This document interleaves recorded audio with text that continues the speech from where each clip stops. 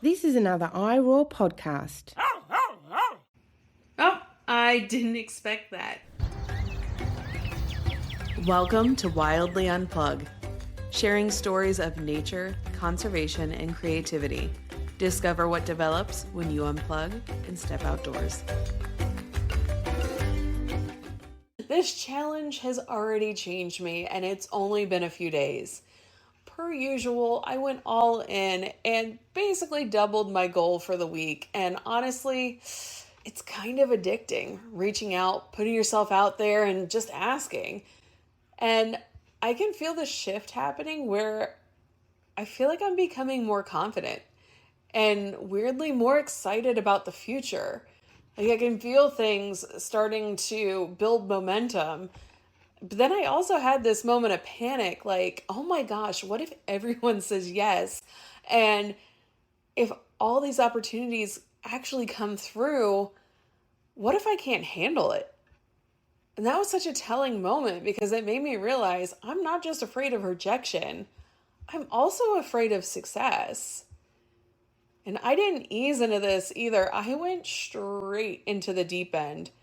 I did some of my big asks. You know how I put that goal on myself of at least 50 of my 1,000 have to be the big ones. Like, I can't believe I asked this person that and there's no way they'll say yes. Well, I sent some of them already. And what shocked me is that 3 art companies got back to me already, like within the same day. And it made me feel something that I didn't expect. Not just excited, but less lonely.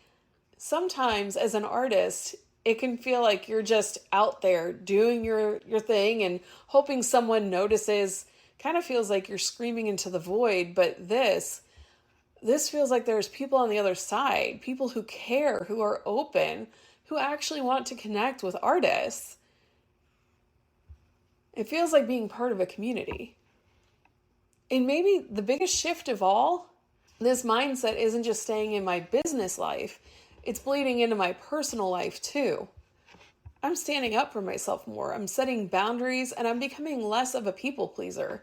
And I didn't expect that at all. There's one rejection this week that surprised me more than others. I set a boundary with a family member. And if you know me, I'm a bit of a people pleaser, and I don't like to admit that. Like, deeply, deeply a people pleaser.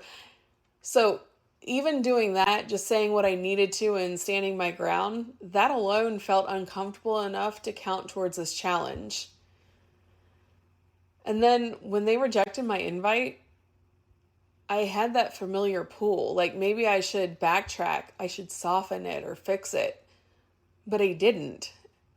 And that's when I realized this challenge isn't just about collecting rejections from the world, it's about becoming someone who can handle them, even in the places that matter the most. So week 1, here's what's happened so far. My yeses: I've been accepted as a Blick Art affiliate and accepted in the CapCut Creator Program. My rejections: I was not accepted into the Canva Creator Program, the Truist Foundation grant, and also that personal boundary I just talked about. The ones that are still in review, I applied for 3 grants. I did a calendar competition, an artist feature for a magazine, an online gallery submission, and a t-shirt competition. Some of my big asks, I asked to collaborate with a couple really big brands. Some of those brands being Daniel Smith, Etcher, Arches, Princeton Brushes, Yeti. I also reached out to the Diary of a CEO podcast. That's a huge, this person will never. And also Outside Magazine for an article pitch on if nature can compete with phones.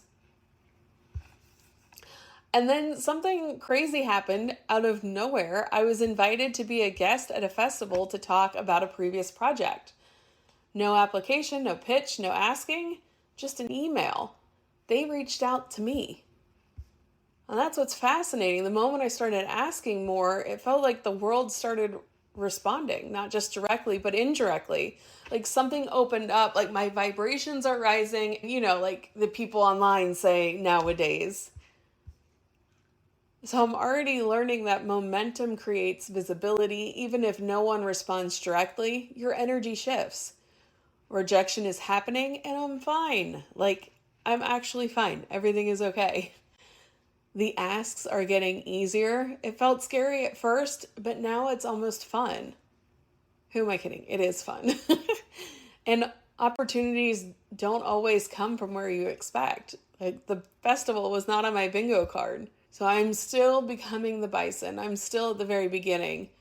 And already I can feel the difference between standing at the edge of the storm and walking into it. My week 1 stats: total asks 23, total yeses 2, total rejections 3, and pending 18. So my final thought: if you're waiting to feel ready, don't. Start asking. Start now, because apparently when you do, the world starts asking you back. Until next time, unplug, get outside, and see what develops. Wildly Unplugged podcast is a production of Wild Development Studio. The views, opinions, and statements expressed by individuals during Wild Development Studio's productions do not necessarily reflect the views or opinions of Wild Development Studio or its affiliates. Participation in any activities, expeditions, or adventures discussed or promoted during our content may involve inherent risks. It is strongly advised that individuals conduct thorough research, seek professional guidance, and take all necessary precautions before engaging in such activities or venturing into wilderness areas.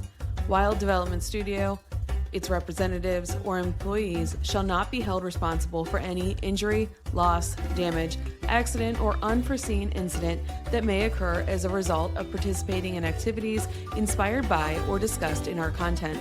By choosing to engage with our content or act upon any information provided, individuals do so at their own risk and discretion. For more great iRaw podcasts, visit irawpod.com. That's IROARPOD.com.